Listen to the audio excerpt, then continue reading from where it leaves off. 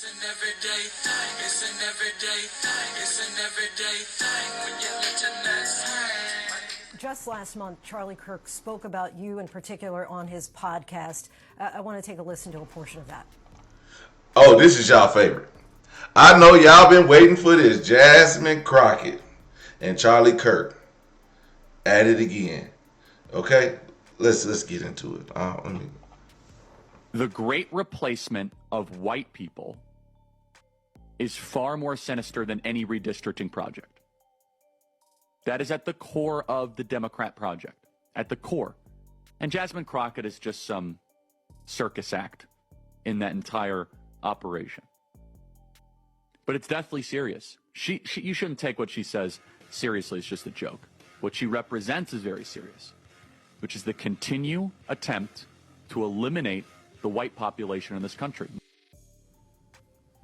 Congresswoman, you just mentioned white supremacy. As you just heard, he referred to the concern about the great replacement of white people in this country. Of course, Kirk had a large number of followers. Many people have that concern that there is this great replacement. We've heard him say negative things about you, Michelle Obama, Ketanji Brown Jackson. Is the great replacement, is that a real thing? Are we waiting on that? That's rage baiting. What is that? That's trying to stir up a basis of white men to fight back. But I'm gonna tell y'all, don't do that. Don't try that shit. Y'all don't need to be doing that because ain't nobody trying to replace y'all. Now, we do love white women. I do hear black men love white women, but we not trying to replace y'all. Y'all cannot be replaced. Jackson, Kamala Harris, I could go on. How do you respond to those people who have that concern? Yeah, I think, first of all, it is unfounded, and that is, unfortunately, the cancer known as white supremacy, to even try to put this type of trash out there and make people feel scared. It is a problem, but I will tell you that Mr. Kirk was not anyone that I followed, and I was unaware that he'd even spoken my name until after his death, when some of my friends who had never heard of him were simply trying to learn more, and they found out that he had spoken about me. But the idea that I am not really as big of a deal, which I would agree to a certain extent, because when it comes to redistricting, it is not about any individual. It is about the collective. It is about the people. It is about the Constitution. It is about making sure that we are following the Voting Rights Act, as well as honoring the 15th Amendment, the 14th Amendment, and so many others. And so this idea that, it's okay to silence people's voices or to make people feel as if they are not a full person in this time simply because of their color is a problem. But also going out and teaching people this idea of great replacement. I'm not going out trying to replace anybody. Last time I checked, I ain't even had no kids.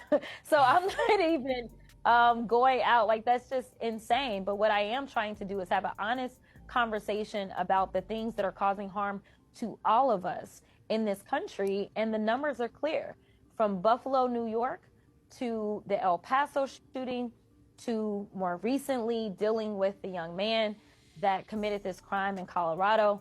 And the list goes on to, those parishioners that were worshiping at Emmanuel Church. White supremacy is a real issue. And anyone who says it isn't may be coddling or attempting to promote white supremacy in this country.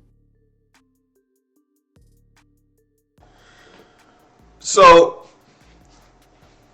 Jasmine Crockett, this man was never on Jasmine Crockett's radar. But he had a whole lot to say about her.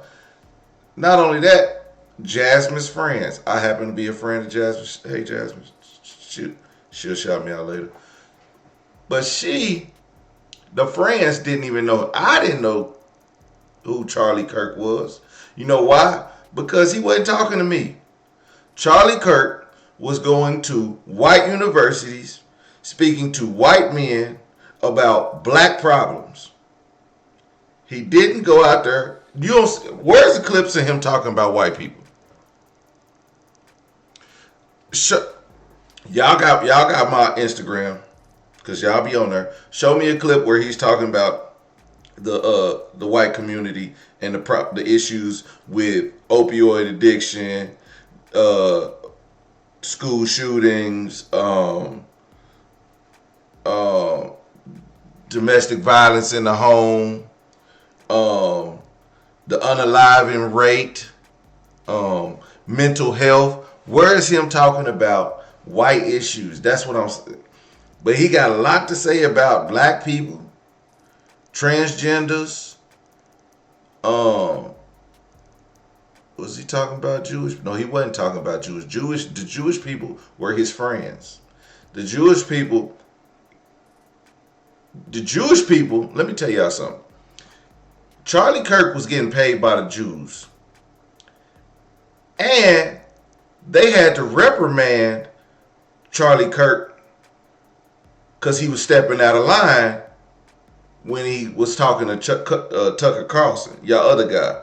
When he got on, and Tucker Carlson made a joke about the Israeli billionaire, the Jewish billionaire, and they said, "Hold up, Charlie. Now we know you on your political little run, but you need to settle down now. We'll take you out." 1 month later, where we at? See, old Charlie was getting paid by the Israelis, and then he decided to, he got a little too big for his britches, and they was like, hey, Charlie, come here.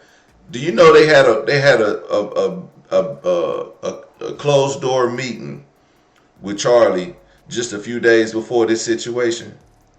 Y'all didn't know that? Where 5 of Charlie's friends pulled him in a room and was like, "Hey man, listen. We got to get this money. We got to get this money." And Charlie was like, it hurt Charlie's heart. It hurt his spirit to listen to people that are not from America tell an American what to do and how to run his show. And guess what? They wasn't having it.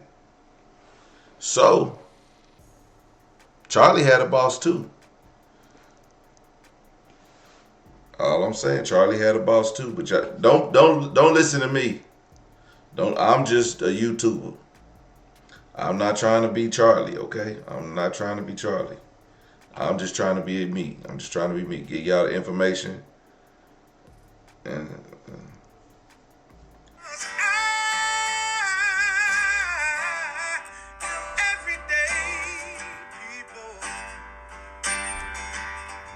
Day and night. For some women, it can start working in as quick as 1 week.